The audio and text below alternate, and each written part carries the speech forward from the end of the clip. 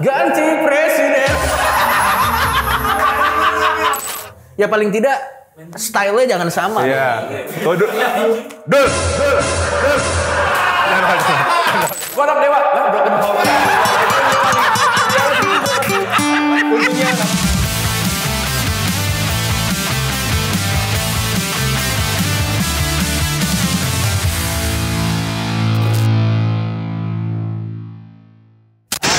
Udah 4 episode saya di sini, request saya di episode kedua belum direalisasikan. Tolong. Ini gambar presiden dan wakil presiden dong. Di sini dong, tolong dong. Biar iya. Oh, mau tunggu dilantik. Keburu bungkus programnya. Oh, takutnya berubah. Oh, tapi gue suka. Kita kan tunggu sampai benar-benar dilantik aja ya. Ya udahlah, kalau begitu. Gue nunggu orang. Iya, suruh ke bawah aja, kayak biasa. Bruh. Yeah, boy. Halo, bro. Halo, kabar, bro? Baik. Ini markas lu, Bang? Ini markas gua memang, markas gua. Berandal banget ya. Lumayan lah. Berandal, dari tato, berandal. Lumayan lah, bro. Kita sebagai cewek. Bukannya lu. Kita itu cewek kamuflase aja. Kita kedatangan El Rumi. Thank you El sudah menyempatkan waktunya untuk datang ke sini. Makasih banyak. Ini disclaimer ya, ini karena lu aja, Bang. Gue tuh ngefans lu udah lama banget, Bang. Aduh. Dari zaman, lu kan tau gue nge-tag lu 2016-17an, zaman-zaman debat kusir gue udah nontonin lu, Bang. Wah, gokil. Jauh banget. Kayaknya zaman-zaman narkoba ya. Aku keringet terus ya? Iya. Tapi mungkin banyak yang nggak tahu, El Rumi ini kan nama filsuf sebenarnya. Iya kan? Maulana Jalaluddin Rumi. Iya. Berat nggak lo punya nama sebagus itu dikasih sama bokap lo? Ya, dulu nama gue bukan Jalaluddin Rumi, dulu nama gue Suwandi. Nggak, ini lo... Cuma sering sakit. Nggak, lo bener nggak nih? Lo jangan kayak bangkil, lo kadang suka... Dia tuh sebenarnya aslinya asu loh sebenarnya. Nggak bener nih? Nggak. Anjing Juandi makanya.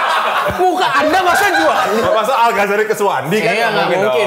Suwandi mah nama kameramen kita. Iya. Sama Suyono nih, kayak Suyono. Suwandi, Anda kan... Tapi berat nggak namanya tuh?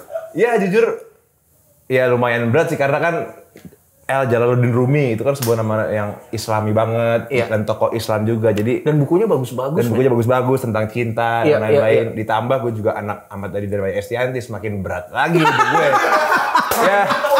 Makin numpuk, jadi nggak bisa ngapa-ngapain deh. Tapi memang bokap lo nih kalau ngasih beban nggak tanggung-tanggung. Itu dia. Udah dianya legend, nyokap lo juga legend, namanya harus legend juga. Dan cerai.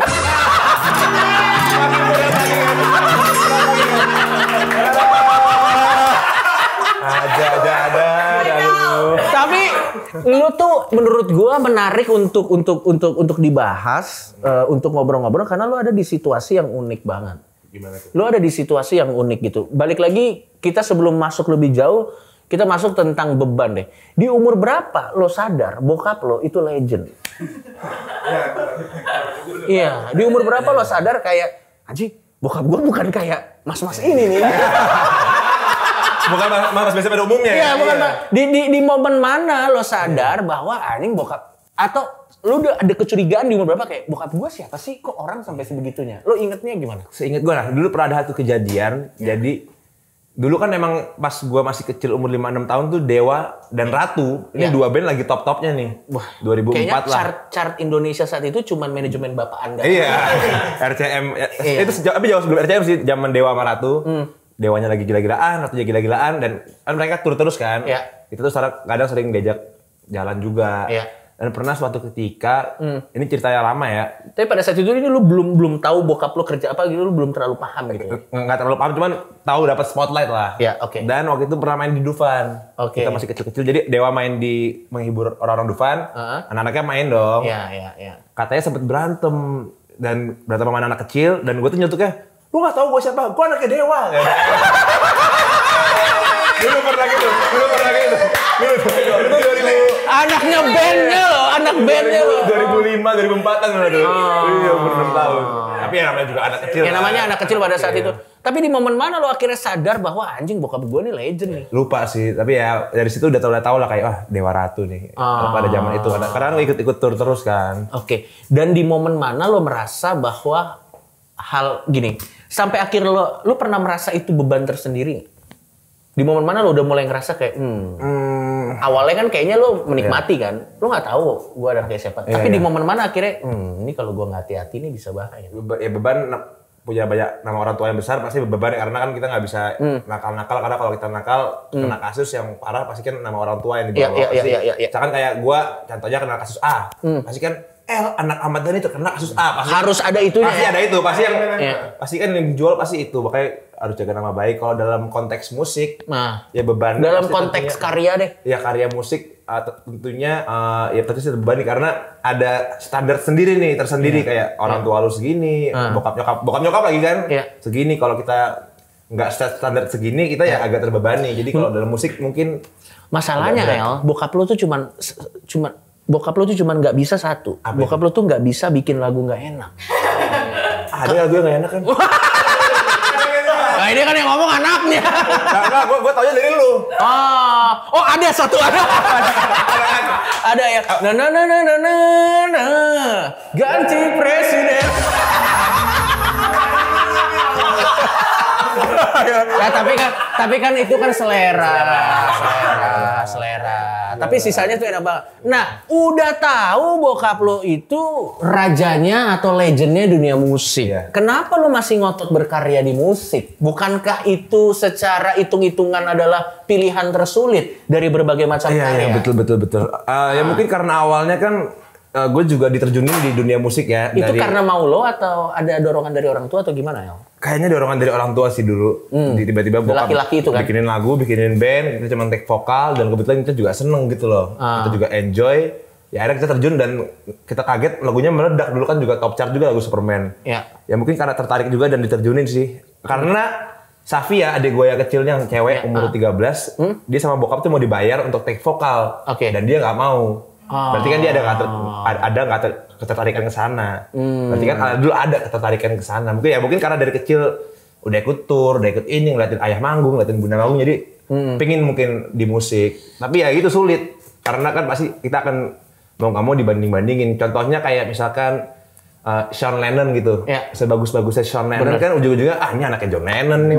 Benar. Pasti akan ada embel-embel itu kalau di dunia musik ya. Benar. Jadi itu paling kesulitannya itu sih kalau di dunia musik. Tapi benar juga kenapa mencoba dunia musik ya? Iya. Apakah itu alasan kenapa lo belakangan ini mulai aktif bertinju? Karena kan Ahmad Dhani tidak legend di tinju kan? Iya. Setidaknya ada sedikit unggul lah. Setidaknya dia suka berantem. Tapi tidak tinju.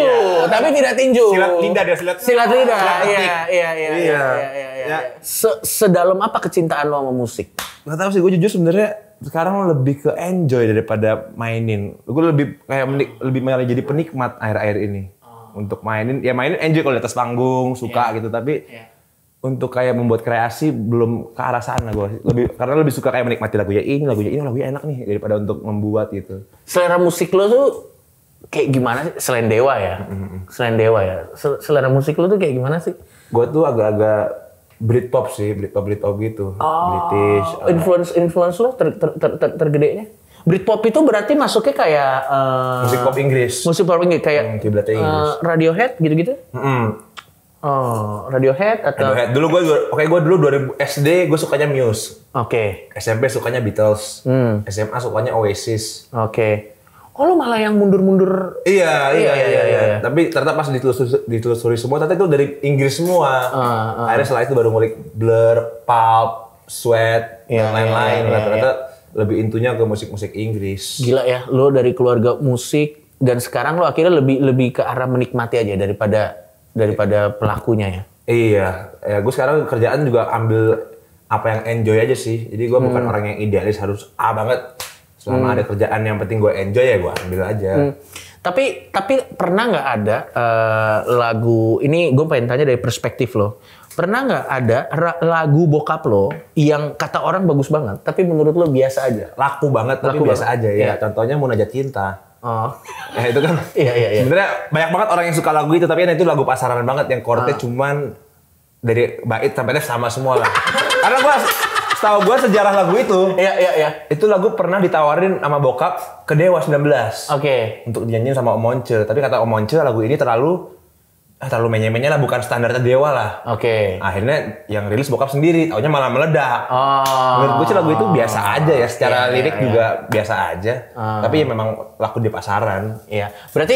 Berarti dari keluarga musik nih, lo berarti tahu dong ya, mana lagu yang laku, mana lagu yang enak. Menurut lo bisa satu nggak? Lagu yang enak bisa laku, menurut lo gimana? Sekarang ini menurut gua nggak bisa. Pada era-era 2010-an awal. Iya. Karena marketnya, maksudnya cara distribusinya kan cuma di TV, di radio. Yes. Kalau sekarang gue juga baru mulai nih. Jadi gue dulu karena itu gue agak skeptis sama musik Indonesia. Oke. Cuma dengerin Dewa, Sheila, Naif. Pokoknya lagu-lagu baru tuh gue gak pernah dengerin. Karena lagu-lagu baru paling gitu-gitu doang lah. Pada saat itu? Pada saat itu. Tapi sekarang menurut gue dengan berkembangnya distribusi musik, maksudnya udah ada Spotify dan produser juga udah bisa, musisi bisa bikin lagu sendiri tanpa bantuan orang lain, di kamarnya bisa bikin sendiri. Sekarang lebih broad aja sih dan lebih banyak yang bagus-bagus dan bisa laku ternyata di pasaran. Jadi sekarang idealis dan pasar bisa ketemu lah di tengah. Kayak contohnya Pamungkas itu kan kalau di Pamungkas ngerilis tahun 2010 zaman ST12 Kangen Band, taruhan nggak bakal laku. Diadu coba sama bro, kalau dia rilis tahun segitu dia asik sendiri bro. Itu dia makanya. Itu dia. Kesannya kayak apaan sih ini aneh. Iya, tapi sekarang udah banyak yang musisi yang berani dan memang laku di pasaran, banyak yang marketnya udah lebih broad lah. Berarti sekarang tuh lebih ke kita yang bisa nyari pasar kita sendiri kan? Betul, bisa menciptakan sendiri lah bagaimana kita membranding lagu kita aja sebenarnya. Kita tinggalin dulu soal musik, gue mau nanya sama lo ke sesuatu yang lebih personal. Terserah lo mau dijawab atau enggak. Udah seberapa berdamai lo dengan keadaan keluarga lo? Alhamdulillah sekarang sih udah berdamai ya. Lo aware nggak sih waktu itu terjadi? Aware. Itu gue umur 8-9 tahun. Wow, dan itu 2 tahun dari lo berantem di Dufan kan? Iya, itu dia. Gak jauh setelah anak Dewa. Iya, itu kalau 2 tahun lagi gue ketemu orang ya, gue anak Dewa. Lah, udah ketemu orang.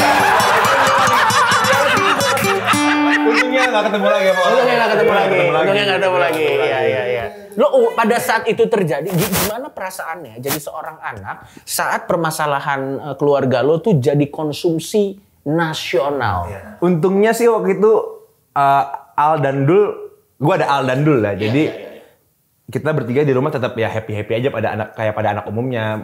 Akhirnya ya bokap, karena waktu itu gue tinggal sama bokap mencoba selalu membuat anak senang-senang kayak misalkan liburan ke Bali. Jadi kayak kita melupakan itu. Cuman di sisi lain paling yang agak mengganggu adalah media-media sih.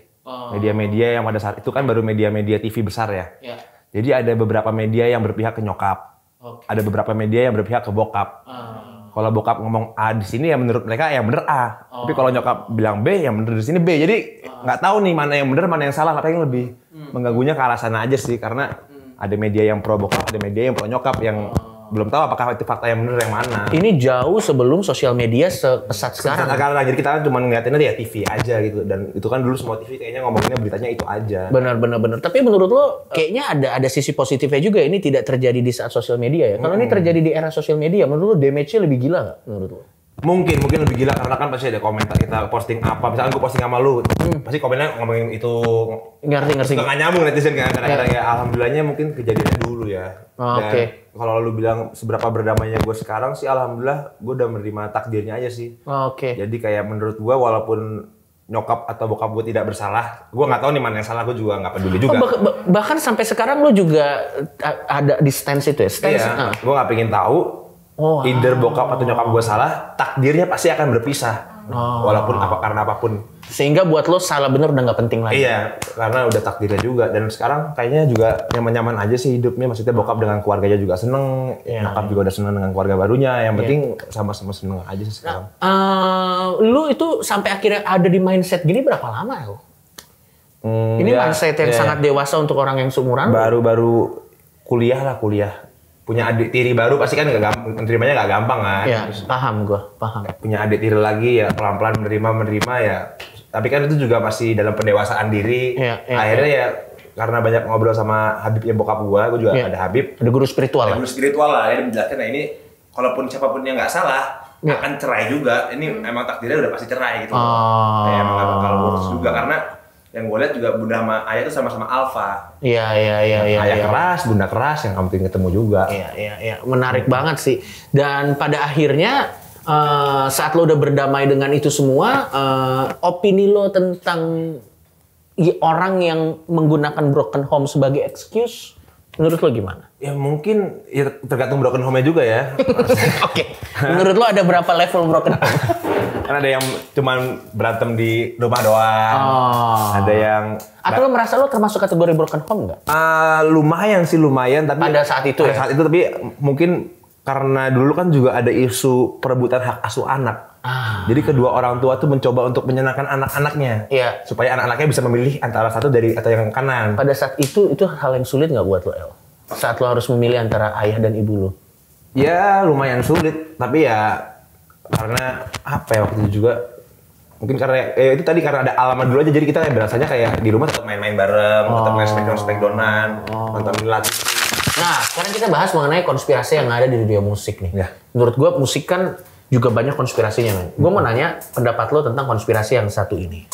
Jadi ada sebuah teori konspirasi yang meyakini bahwa Ahmad Dhani yang kita lihat sekarang itu katanya kembaran yang palsu. Kembaran yang palsu. Sebelum kita lanjut lebih dalam soal ini, pernah dengar konspirasi ini atau tidak?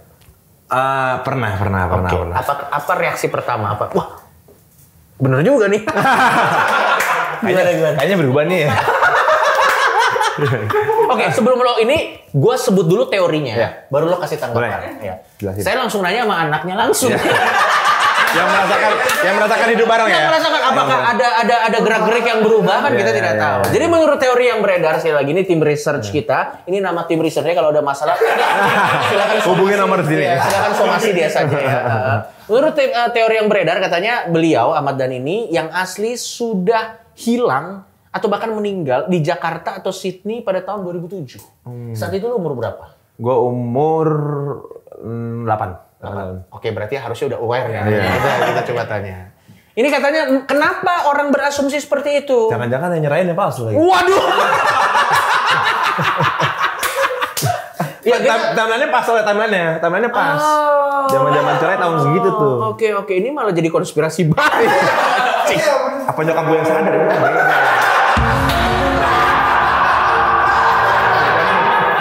Ya, gua nggak tahu ya. Kan konspirasi. Kita nggak tahu. Iya, konspirasi. Nah, kenapa orang yang membuat konspirasi ini berasumsi seperti ini? Karena terlihat dari sifatnya beliau yang berbeda dan belakangan jadi suka politik. Menurut netizen atau menurut si orang itu seperti itu. Ada juga nih teori konspirasi selanjutnya nih. Ini menarik nih. Wah, ini lebih wild lagi nih. Kenapa nih? Jadi ada teori konspirasi yang bilang katanya ada yang berteori bahwa Firza juga palsu. Iya, gue pernah dengar Firza. Oh, makanya kenapa dia pendiam ya? Dia pendiam loh. Kalau itu lo notice dia pendiam. Anjing. Dia lu lihat kalau di Dewa dia pendiam banget kan, kayak aduh. Iya, takut ketahuan kayaknya kalau terlalu banyak ngomong kan jadi kok beda ya. Karena ini. Nah, bukan cuma sampai situ nih absurdnya nih teorinya nih. Bahkan katanya dia yang asli itu sudah disingkirkan sama Ahmad Dhani yang palsu. Jadi sekarang Ahmad Dhani dan Firza palsu semua nih. Iya. Wah. Konspirasi. Menurut lo bagian Firza? Menurut lo gimana kalau Firza? Lucu aja sih, menurut gue iya lucu aja. Karena jujur gue gak terlalu dekat sama Firza juga ya. Tapi kayaknya agak sulit ya. Karena gue kan fans Beatles ya. Ada teori konspirasi Paul McCartney juga kan. Nah, ya kan? Menarik nih. Itu juga, gue juga ngikutin. Kayak ada di lagu yang Beat Paul. Betul. Ada lagu-lagu yang beberapa yang Paul is dead. Iya. Yang katanya itu sudah diramalkan ya. Menurut gue sih kayaknya nggak bener sih. Karena sampai sekarang Paul McCartney tetap bisa nyiptain lagu yang oke. Sampai tua pasti bisa nyiptain. Ya bakatnya sama lah, karena bakatnya nggak berbeda kan. Kecuali tiba-tiba Ahmad Dhani dari musik jadi pelawak. Itu Mungkin beda. Benar. Itu terlalu nyebrang. Iya. Jadi Dandi Kasini Andri kan. Kan beda jadinya. Tapi kan masih sama. Masih sama. Masih musik, politik. Iya. Dan masih. Tapi Firza pelawak, Firza. Apa? Iya. Oh, Firza pernah ke pelawak ya? Pernah melucu. Tapi kayaknya itu sebelum join Dewa deh. Sebelum idol kayaknya. Kayaknya. Tapi gue mau nanya nih, konspirasi tentang The Beatles nih. Menurut lo, apakah John Lennon dan Paul McCartney pada akhirnya akan berpisah juga? Itu ya, ngomongin takdir tadi ya. Yes. Kan ada yang bilang katanya dia pisah karena Yoko Ono. Iya. Karena Yoko Ono ngerusak tongkrongan. Iya. Malah pas nyanyi yang Bro, bingung deh. Bro.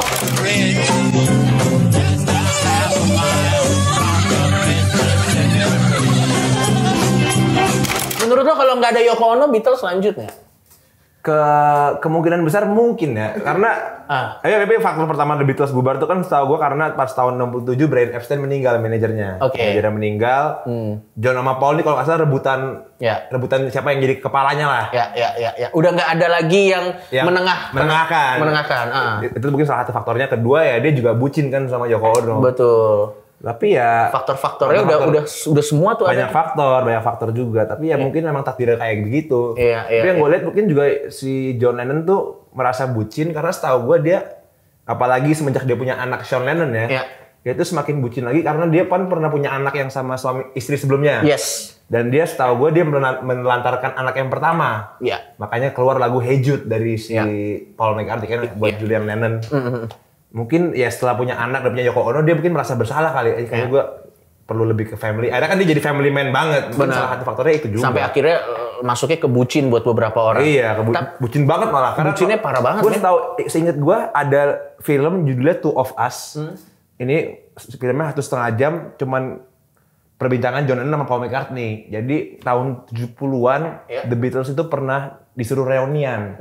Dibayar kalau nggak salah 2 triliun rupiah pada saat itu ya. Cuma untuk reunian. Untuk reunian doang. The Beatles di tahun 70 kan masih hype-hype banget baru bubar. Paul McCartney nyamperin John Lennon ke apartemennya yang Dakota. Mereka minum-minum, mereka nongkrong bareng lah. Itu udah setelah sekian lama nggak nongkrong nih. Mereka ngobrol bareng. John, ini ada tawaran nih 2 triliun. Gue lupa nominalnya, pokoknya nominalnya gede lah. Ratusan juta dolar pada saat itu. Ditawarin John. Akhirnya John awalnya nggak mau terus ngobrol nongkrong bareng, mabok bareng. Akhirnya John Lennon udah mau nih, kayaknya menarik nih. Terus nggak lama Yoko Ono muncul. Udah lupa dia sama Paul McCartney, udah ngebucin lagi udah. Emang tipenya bucin dia. Tapi sampai sekarang udah baikan belum ya Paul McCartney sama Yoko Ono ya? Gue nggak tahu deh apakah masih bermasalah. Kurang tahu deh. Cuman setahu gue kemarin anaknya John si Sean sama anaknya Paul sempat bikin lagu berdua deh kalau nggak salah. Cuman ya gitu lagunya nggak laku. Karena nama orang tuanya terlalu besar.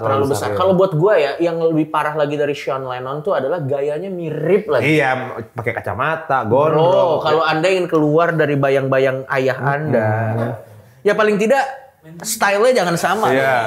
Waduh, saya tidak ke sana ya.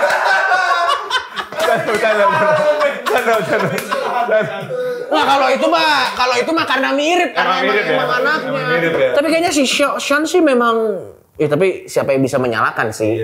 John Lennon sih terlalu gila juga. Gimana menurut lo tentang simbol-simbol Illuminati dengan teori konspirasi yang bilang katanya ada band-band atau penyanyi-penyanyi di Hollywood yang memang teridentifikasi adalah bagian dari Illuminati. Menurut lo itu gimmick yang dikeluarkan industri musik supaya laku atau ada yang benar menurut lo? Ya mungkin setengah-setengah kali ya, karena juga ada beberapa kan yang kayak contohnya beberapa rapper atau artis yang terlalu besar banget yang contohnya John Lennon yang sudah menyuarakan damai dan saking besarnya efeknya ke dunia pengen damai dibunuh. Ada rapper mana yang sudah menyuarakan kedamaian lagi top-topnya dibunuh. Gue kalau tentang itu sih masih agak percaya ya, maksudnya mungkin ada elit global yang nggak suka teori-teorinya. Gue jadi percaya elit global juga. Kalau gini, percaya sih gue. Kalau ini menurut lo lagu Gaby itu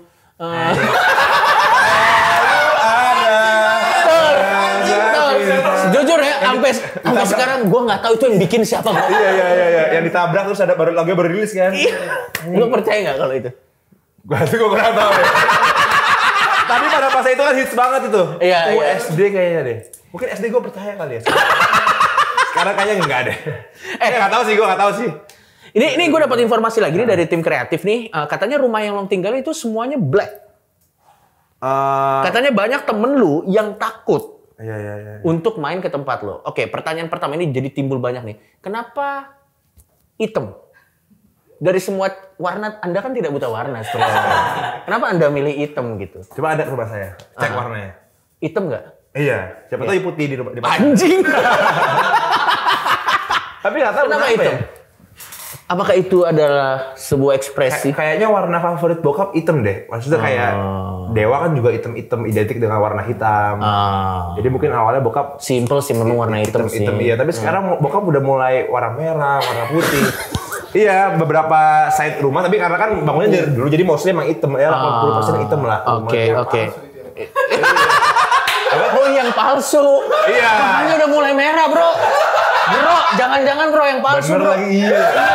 Kalau yang asli tuh hitam loh. Ayah kok nggak hitam? Ayah nggak suka hitam. Coba cek. Iya, pantesan ya. Iya.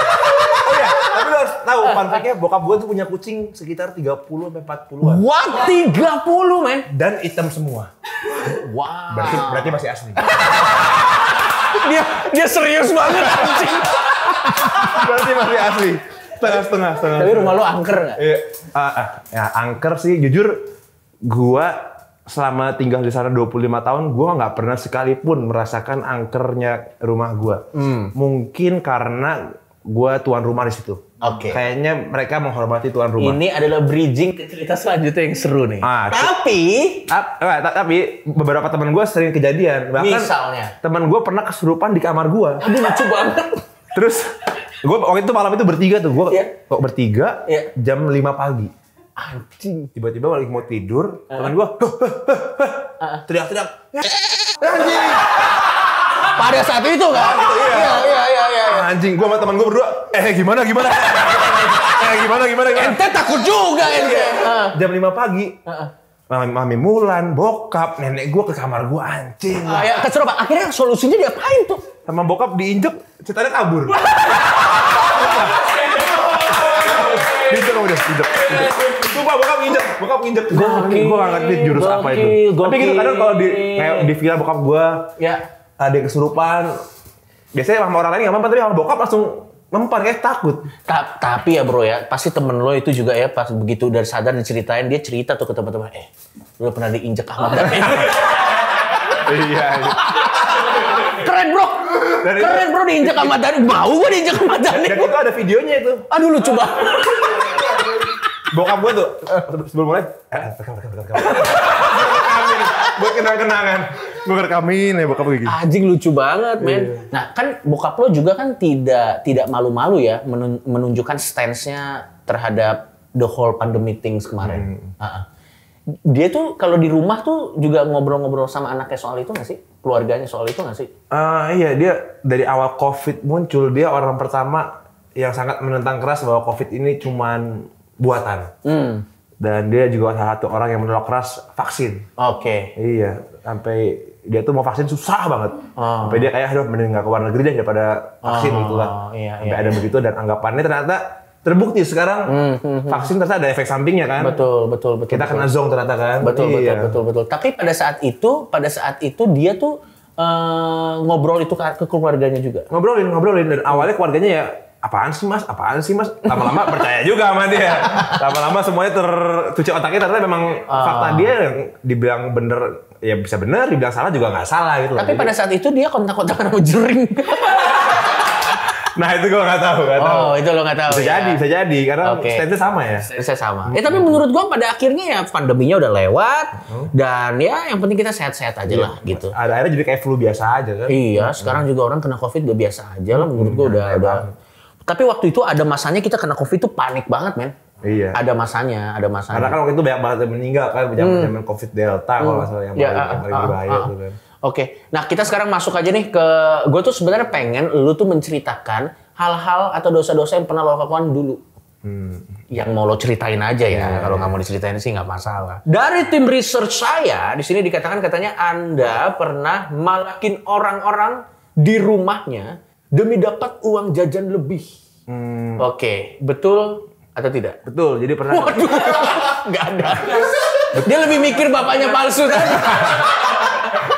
Betul. Gini langsung, betul, anjing. Gue nggak dina juga, ini masih kayak umur 5-6 tahun lah. Anda bengal sekali ya umur Bengal, iya, gue paling, di antara anaknya, dulu paling nakal gue. Oh ya? Iya, paling petakilan lah. Mungkin karena anak kedua juga kali ya. Jadi dulu ceritanya tuh ada sound engineer bokap gue namanya Om Wawan. Iya. Jadi gue suka malakin orang kan, Om minta 20.000. Ya nggak ada di rumah. Yaudah ayo ke rumahnya, gue ikut ke rumahnya.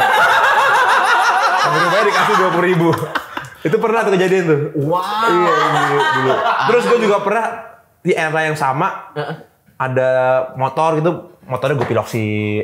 Pertama gue piloksin. Ya nakal-nakal anak kecil lah. Enggak ya? Tapi gue doang ya? Enggak, kayaknya lo doang sih. Kayaknya lo doang sih. Dan lo punya pilok itu dari mana ceritanya? Nah, itu gue nggak tahu kan. Tapi lo setuju nggak dengan persepsi orang yang bilang katanya anak tengah tuh, kalau anak pertama kan jelas memorable, anak terakhir kan disayang, anak tengah ini kan setengah-setengah. Lu setuju nggak dengan persepsi itu? Lumayan sih kayaknya. Maksudnya kayak dulu kan, ya contohnya misalkan kayak lahir, masih kan anak pertama, cucu pertama, gue lahir ya udah. Karena kan jadi jarak gue, gue jelasin dulu. Oke. Jarak gue sama Al tuh 1,5 tahun. Oke. Jarak gue sama dulu 1,5 tahun juga. Iya. Jadi mungkin gue dicintainya cuma 1,5 tahun. Anjing banget. Anak pertama kan mimpin, anak kedua yang dikasihanin, anak tengah ya udah anak tengah aja. Dulu 3 tahun. Tapi fungsi lo di keluarga lo yang bertiga ini, di abang lo dan adik lo nih, lo sebagai penengah, kalian deket nggak sih sebenarnya? Atau ya nongkrong biasa aja? Ya nongkrong. Kalau satu circle juga beberapa, ya kayak kalau nongkrong bareng suka nongkrong bareng, tapi nggak sesering itu sih. Kita nggak dibilang deket-deket banget enggak, dibilang jauh juga enggak. Ya tengah-tengah lah, kita nggak terlalu deket, nggak terlalu jauh juga. Berarti ya biasa aja lah ya? Iya biasa aja lah, makanya kita nggak pernah berantem karena jarang ngobrol juga. Nggak pernah ada konflik kalau jarang ngobrol. Anjing lucu banget. Sebelum berantem itu terjadi kan harus banyak ngobrol. Iya, itu dia. Bagian ininya aja nggak terjadi kan ya? Iya, jadi orang-orang ini kayaknya nggak temenan nih kayak. Lebih ke arah sana kayaknya. Lebih ke arah sana. Ini juga, menurut tim research saya, katanya zaman SMP Anda sering. Tidak sering sih. Sering itu bagian saya. Pernah ngintip rok cewek tapi direkam pakai HP. Dulu zaman SMP jadi SMP pada pakai ini kan dulu pada pakai kaca. Terus oh iya yang ditaruh di sini. Ya, itu kan jadul banget. Ya. Zaman gue SMP itu udah ada HP. Jadi misalkan kayak HP nih, coba shot ke ini deh. Ke kaki ada HP. Jadi misalkan kayak ini kayak ini kan gini nih. Kan rekam misalnya gini nih. Agak niat ya Anda ya. Rekam. Terus kita giniin. Sangkutin gini nih. Set. Nyangkut gini lah. Pokoknya nyangkut gini. Nah terus misalkan Bang Coki lu ajak ngobrol cewek itu ya. Kan lu ngobrol berdua nih. Untuk mengalihkan. Gue dari belakangnya kayak, oh iya tapi gini. Oh iya. Cabut. Pernah nggak waktu lo rekam gitu, lo lihat begini, begitu lo lihat rekamannya, pas masuk ada HP juga nih. Waduh ada HP juga. Kawan nih. Ternyata HP-ception. Ternyata HP-ception. Itu ide dari mana? Lo kok kepikiran gitu sih? Enggak, dulu. Gue SMP kagak kepikiran kayak gitu, lo gila banget. Dari temen yang lain. Gue ikut-ikutan aja. Namanya anak SMP kan ada kenakalan ikut-ikutan aja. Namanya juga anak SMP kan. Gila banget sih itu. Berarti itu pernah terjadi. Pernah ngintip cewek ketahuan juga pernah. Jadi waktu itu kelas gue lagi olahraga. Tapi memang lo ekstrim banget sih. Ya gue cukup. Tapi itu masih pada masanya sekarang. Iya, udah enggak. Anak SMP lah. Jadi kayak waktu itu. Siapa lu ngomong masa sih anjing? Gak percaya dia. Jadi dulu kayak apa ya? Kayak misalkan jam pertama gue olahraga, jam kedua kelas lain olahraga. Pas kelas gue beres kan, kelas gue ganti baju, kelas lain siap-siap. Ternyata sebelahan nih, ada bolongannya nih. Oh, gue naik ke tempat kencing, naik ini cet. Mereka lagi ngeliatin juga. Ketahuan gue. Dipanggil BP. Ya semenjak Anda begini pakai HP, nambah Anda sudah tercemar. Mereka udah hati-hati El, hati-hati. Tapi ya SMP lah. SMP banget. Dan tapi iya. Gue pernah juga main ini apa? Ada fire hydrant. Fire hydrant. Gue bunyi. Ada foto ntar gue kasih. Itu lo tembakin di mana, men? Tembakin di kantin. Jadi di kantin kan gak ada guru kan. Gue parah dah gue SMP dah. Nah, waktu itu diceritakan ke orang tua lo waktu ngambil rapot, reaksi bokap nyokap lo gimana? Nah kalau yang fire hydrant nggak ketahuan. Fire hydrant nama yang rekam nggak ketahuan. Yang rekam cuman yang ngintip doang. Karena kan dilaporin sama cewek-ceweknya kan. Rame-ramean mereka sekelas. Iya, Anda lumayan brutal juga. Iya. Dan apakah pernah ini ya menurut tim riset kita pada zaman Dewi katanya juga lo pernah ya waktu personilnya juga lagi melakukan yang sama lo intip-intip gitu pernah juga. Jadi ya dulu zaman Dewi kan Tante Tata, Tante Ina, Tante Puri. Jujur gue juga agak-agak lupa sih ceritanya. Cuman mereka yang nyeritain. Kamu nggak sih dulu waktu Tante ganti baju kamu tuh sering ngintipin loh. Iya. Kamu sih lupa. Aku bilang itu lupa. Terus ditanya, sekarang boleh nggak? Nggak boleh. Siapa tahu boleh. Siapa tahu. Karena kan izin. Iya, konsen. Karena masalahnya kalau sekarang ente nggak mungkin lupa. Itu dia. Kalau yang dulu masih lupa. Wah, ini juga anjing banget nih. Ini juga nih. Saya akan bacakan betul atau tidak. Katanya pernah jual contekan waktu SMA, bahkan bisa dapat sejumlah uang dari hasil jual contekan tersebut. Bener atau enggak? Bener juga. Ya, tapi disclaimer-nya jangan ditiru ya maksudnya. Janganlah. Ini kan kenakalan zaman dulu. Kenakalan zaman dulu. Bukan untuk diglorifikasi, kita cuma untuk lucu-lucuan aja. Dulu pernah jadi awalnya tuh gue kan kalau ujian tuh bareng kakak kelas. Gue sebelahan sama teman gue lah. Jadi dia bikin contekan, kan kertas HVS kan banyak yang lipatannya. Iya. Dia tuh bikin rangkuman di kertas HVS yang setengah A4. Dan dia ditulis rangkumannya kan. Wah menarik juga nih, tapi nggak efektif. Ya kan, akhirnya gue gimana caranya ya? Anjing. Akhirnya rangkumannya gue tulis ulang. Misalkan guru kasih kisi-kisi 40 soal. 40-40-nya gue tulis ulang. Dan jawabannya tuh gue bold. Kata kuncinya gue bold. Terus gue print ukuran segini nih.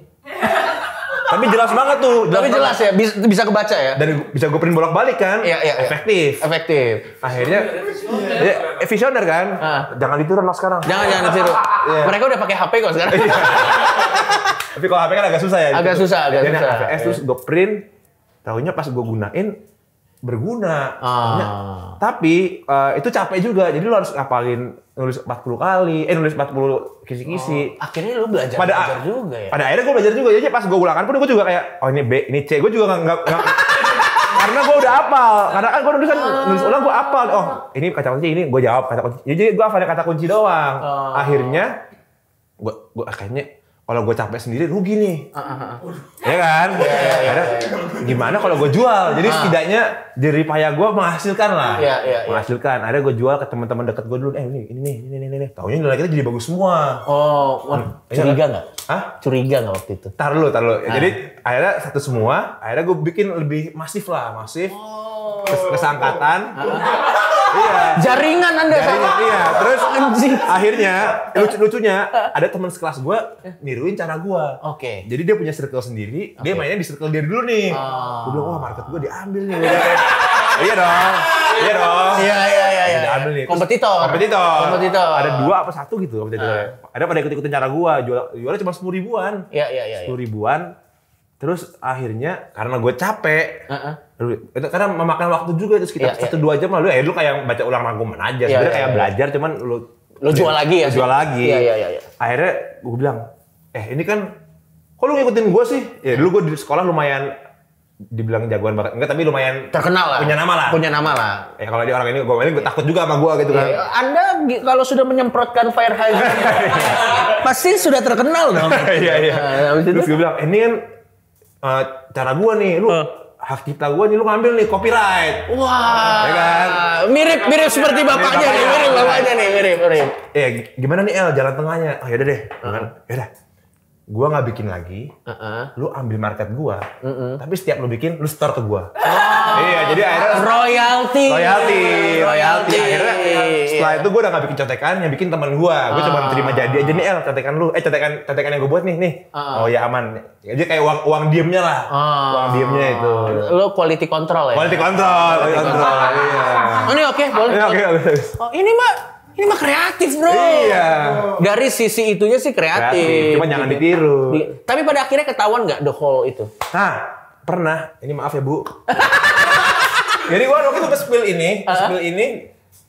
Tapi kayaknya gue udah nggak di sekolah gue lagi sih, jadi kayak cuek aja lah ya. Iya. Jadi pas gue nge-spill ini di Om Deddy waktu itu, gue bilang kan, gue kan anak IPS. Nilai biologi gue tuh 100. Wow. Sama gurunya sampai disalah-salahin dikit supaya 98. Iya. Terus tiba-tiba nilai geografi gue 96.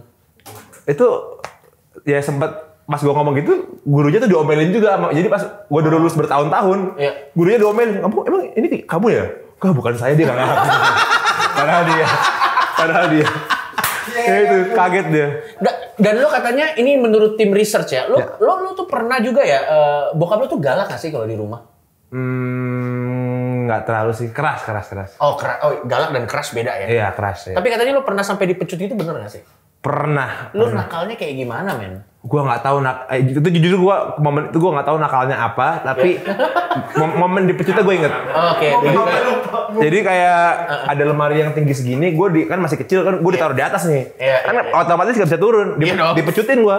Bener-bener pakai sabuk. Tapi kalau misalnya menyiram hidran aja dimaafkan, kayaknya itu parah banget ya, kayaknya sih. Di rumah ya, gue paling bangor lah, paling bangor banget. Tapi lu pernah nanya nggak, lu tuh nakal begitu sebenarnya dari mana sih? Kayaknya mungkin jahil aja ya. Kalau dibilang karena broken home sih enggak, karena kan dari sebelum broken home gue udah milok, sudah malak, udah itu. Memang bibit-bibitnya sudah di situ. Iya, kayaknya emang anaknya jahil aja, kadang-kadang jahil berlebihan, tapi ya jahil pada umurnya lah. Iya. Bukannya jahil yang lebay gitu. Dan kalau gua nggak salah, coba correct me if I'm wrong, lu ini di antara 3 bersaudara, lu yang satu-satunya kuliah. Apakah saya betul? Iya, satu-satunya yang lulus SMA formal juga. SMA formal karena juga. Dulu homeschooling, Al juga homeschooling. Iya. Gue yang formal. Al sama dulu nggak kuliah, gue yang kuliah. Tapi ya Al sama dulu nggak kuliah juga, mereka kan fokus. Dulu kan bikin musik udah berapa puluh album, berapa album lah. Iya. Si Al juga selama gue kuliah dia juga bikin berapa film. Jadi sebenarnya produktif juga, sama-sama produktif, sama-sama produktif. Di yang lain. Tapi kenapa lo memilih, pada akhirnya lo memilih untuk menyelesaikan sekolah formal lo dan lo memilih untuk menyelesaikan kuliah lo? Pada saat itu pertimbangan lo apa? Soalnya kan saudara-saudara lo kan juga produktif juga kan. Lo kan itu sebenarnya kan lo juga bisa melakukan hal yang sama. Jujur sih kayaknya karena gue merasa SMP dan SMA gue tuh seru banget. Dengan kenakalan remaja, nongkrong bareng. Cara lo nyeritain aja seru banget. Iya, jadi kayak gue tuh pas SMA selesai tuh gue anjir. Sedih juga ya SMA. Karena lo ada di momen itu? Waktu perpisahan SMA tuh sedih gitu? Karena gue SMA-nya lumayan seru banget. Jadi pas SMA itu sedih juga. Tadinya pas kuliah dapet keseruan itu lagi di London. Salah satunya mungkin itu ya. Tapi ya karena nyokap juga nyuruh kuliah, gue juga awalnya pengen kuliah. Cuman awalnya gue pengen kuliah di Indonesia aja karena ya supaya ketemu banyak temen-temen lah. Awalnya. Terus kenapa tiba-tiba jadi ke Inggris? Nah itu awalnya tawaran dari nyokap. Nyokap tuh nawarin, kamu mau kuliah nggak di Inggris atau di Amerika? Iya. Dan di Indonesia kan juga kayaknya lulusan luar negeri itu kan dapat embel-embel lebih lah walaupun bukan jaminan ya pada akhirnya. Iya, walaupun bukan jaminan, tapi ada kayak ini lulusan London nih, pasti kan ada kayak ada gitu lah. Di klub juga ngobrol itu lebih asik kan? Gue sih kuliah di Inggris loh. Iya, lebih menarik ya. Tapi gue pilih London ya karena nyokap kasih 2 pilihan. Terus ya itu karena gue masih kayak Britpop. Terus gue suka musiknya Chelsea. Gue suka tim bola Chelsea akhirnya ya. Dan waktu itu juga Amerika presidennya Donald Trump yang Islamofobia ya. Betul. Dan dia bahkan tidak disukai oleh banyak orang Amerika juga. Jadi kayaknya waktu itu London yang pilihan yang tepat. Dan akhirnya saat lo ke Inggris lo dapet kesempatan untuk mengeksplor banyak hal yang lo sukain ya? Dari mulai bola sampai musik. Iya, gue nonton konser bisa 2 bulan sekali. Kalau ada hal yang benar-benar mengubah hidup lo dari keputusan lo untuk kuliah tuh menurut lo apa? Yang lo benar-benar pelajarin selain keilmuannya? Lebih ke belajar hidup sendiri, hidup mandiri, belajar ngerem juga.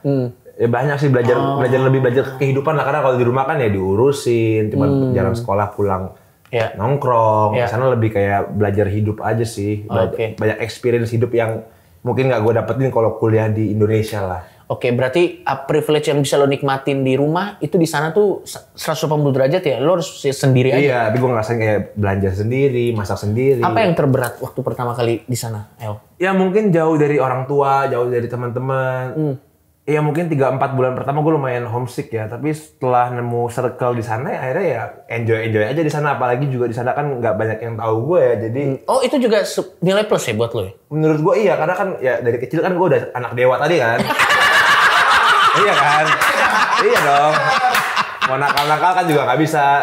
Salah dikit pasti ada nama orang tua yang dibawa. Iya. Itu untuk pertama kalinya lo merasa bisa jadi be yourself sampai taraf tertentu ya? Iya, misalkan gue bisa kayak ke perpustakaan sendiri tanpa ada yang nyetopin. Gue bisa ke taman bareng temen gue asik-asikan, nongkrong di taman. Itu rasanya enak banget ya, men? Rasanya enak banget. Dan gue baru ngerasain itu ya semenjak kuliah itu. Dan gue juga belajar ngerem, karena kan di sana kan hidup nggak ada orang tua kan. Iya. Kalau kita bablas ya bisa aja sebenarnya. Cuma kan alhamdulillah gue bisa belajar ngerem. Jadi kayak kalau gue terlalu gini bablas nih.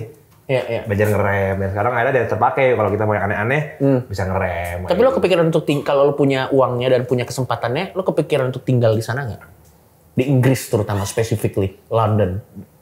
Jujur untuk tinggal di luar negeri ya, walaupun spesifik Inggris saya enggak sih, gue sangat suka Indonesia sih. Pada akhirnya ya. Pada akhirnya ya kembali ke Indonesia lagi. Cuman kalau untuk disuruh S2 di luar negeri setahun 2 tahun oke lah. Tapi kalau untuk menetap tinggal di sana kayaknya gue lebih suka di. Lo pernah kepikiran untuk S2? Kepikiran. Lo ngambil jurusan apa, men? Kemarin bisnis manajemen. Iya, cuman belum tahu nih mau S2-nya kapan. Masih nyantai lah. Dan saat ini juga buat yang belum tahu, lo juga punya bisnis-bisnis yang mungkin nggak semua banyak orang tahu kan ya. Ada banyak itu bisnis yang lo lakuin. Lo mau tarik sampai mana sih ke kerja di entertainment, El? Lo pernah mikir nggak? Nah itu gue juga jujur sebenarnya mungkin harusnya gue udah menentukan nih. Gue udah mau umur 25. Harusnya gue udah bisa menentukan jalannya kemana nih. Karena gue sekarang lagi jalanin bisnis. Musik masih jalan sama laki-laki. Entertainment juga jalan. YouTube jalan. Agak susah juga nih untuk ngatur waktunya. Jadi lo paling jatuh cinta dari itu semua di yang mana? Nah, itu juga masih bingung gue, makanya sampai sekarang masih belum bisa nentuin nih apakah fokusnya di musik kah, apa di entertainment kah. Tapi menurut gue kan pada akhirnya lo juga masih 25 tahun, men. Iya sih. Masih dalam proses juga lah. Gak harus buru-buru juga. Itu dia, gue sih sekarang masih menganut fuck lah idealis. Maksudnya benar. Selama ada kerjaan yang gue enjoy ya gue ambil aja. Betul. Selama enjoy ya. Iya. Ya pada akhirnya kan yang idealis kan keren, tapi kalau keren buat circle sendiri juga untuk apa juga? Iya itu dia. Pengakuan dari circle sendiri kan buat apa kan? Sekarang kan yang dicari orang-orang itu padanya apa-apaan sih gue bilang. Ngapain gitu? Pada akhirnya menurut gue sih angka akan menentukan ya. Iya. Kalau yang bilang keren 10 ya boleh. Tapi kan nikmat juga loh kalau yang bilang keren 1 juta nikmat loh. Iya nikmat juga. Nah, plus minus lah. Soal hubungan romantis nih. Dari track record lo tuh katanya tuh suka banget atau lebih cenderung tertarik sama yang beda agama. Yang which is kalau gue sih nggak masalah. Kenapa itu bisa terjadi seperti itu? Ya lu beda agama nggak apa-apa lah, orang beda jenis juga nggak apa-apa. Kalau saya paling penting konsen. Konsen. Kalau lo sendiri, lo tuh dibacotin netizen nggak sih kalau kayak gitu? Lumayan sih netizen banyak yang komentar. Nah, oke, gue mau nanya nih. Ini kayaknya belum pernah ditanya. Lu terganggu nggak dengan seberapa jauh netizen mulai mencoba mengatur hidup lu gitu? Jujur enggak sih gue. Nggak terlalu peduli banget apa kata netizen selama yang penting gue enjoy. Karena kan pada akhirnya kita kan yang menjalani kita. Bukan orang lain. Orang lain kalau nggak suka, tapi kalau gue suka gimana? Kan tergantung kitanya aja sebenarnya kan. Bener sih. Tapi menurut gue coba sama yang ateis deh. Nah iya. Agnostik menarik juga kayaknya. Menarik juga. Ngobrolnya tentang Einstein. Sebenarnya enggak, ngobrolnya bisa langsung tentang masa lalu bisa. Tapi yang menarik nih, lu tuh pengen dikenal sebagai apa sih, yang? Tadi itu gue pasti bingung juga, pengen dikenal sebagai musisi. Tapi hal yang bikin lo seneng kalau lo L yang gini, kalau dibilang lo L yang anaknya Ahmad Dhani ya, lu terganggu nggak di titik ini?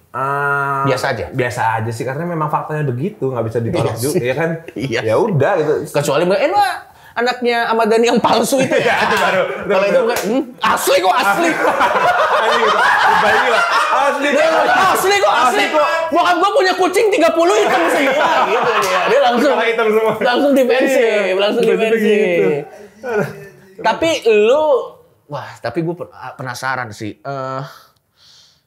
satu saat nanti menurut lo pengen jadi sesuatu yang lebih besar dari bokap lo? Ya tentunya pasti sebagai anak pasti pengen melebihi apa yang bokapnya capai ya. Tapi ya kita lihat nanti aja lah. Iya sih. Kalau bandingin sama Dhani palsu mungkin gue lebih keren. Tapi kan masih asli ya. Masih asli sama Dhani-nya.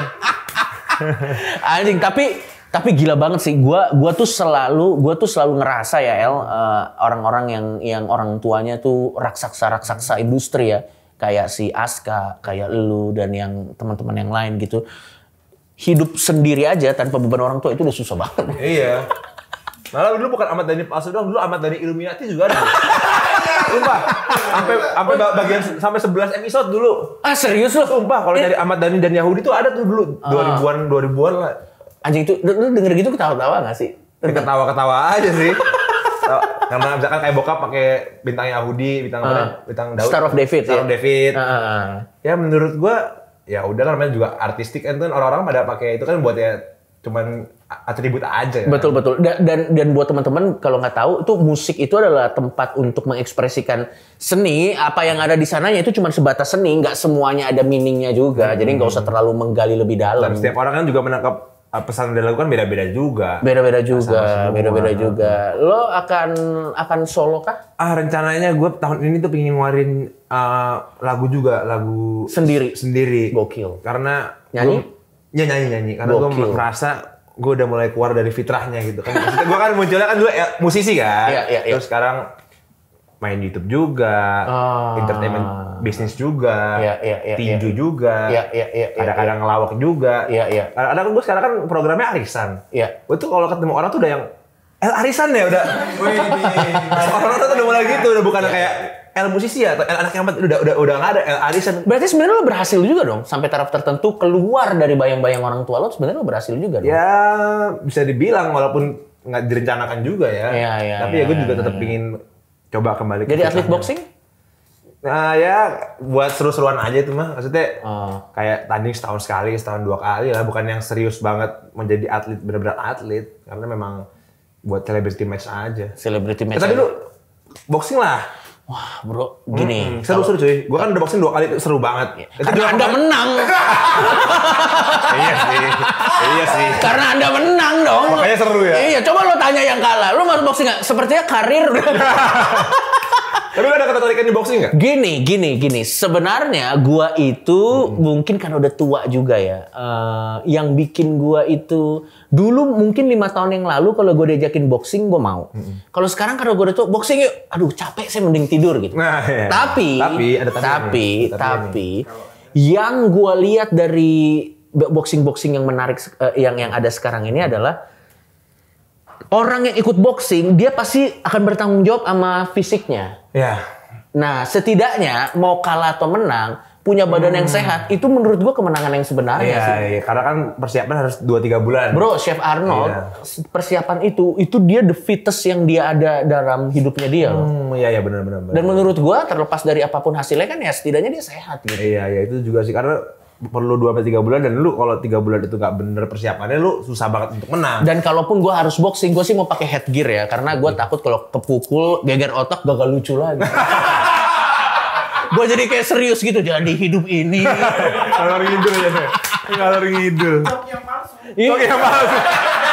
Jok yang palsu. Nggak, saya asli kok. Saya masih suka dark jokes. El, thank you banget lo mau meluangkan waktunya sama-sama di channel yang tema ini kita sebuah kehormatan. Channel apa tuh? Channel tema gini, mohon maaf ya kalau ini tempatnya kecil karena kita memang kata produser katanya harus dilihat dari ini dulu AdSense-nya dulu. Jadi semakin banyak yang nonton. Baru nanti kita dipasang AC. Iya, besarnya dari tadi ya. Yang Anda tidak tahu kan saya tidak dibayar.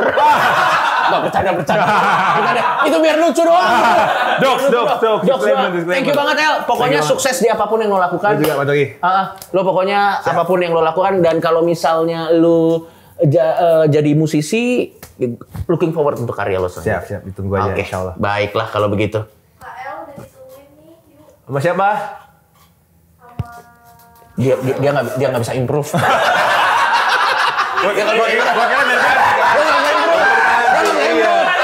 Dia dibayarnya cuma kakinya. Dia nggak bisa improve, bro. Udah, gue naik dulu ya. Iya, nanti saya lagi ya. Pamit ya. Thank you, El. Aduh. Next time deh saya latih dulu nih. Itulah El Rumi. Sampai ketemu lagi di Yang Penting Ngobrol episode selanjutnya. Yes.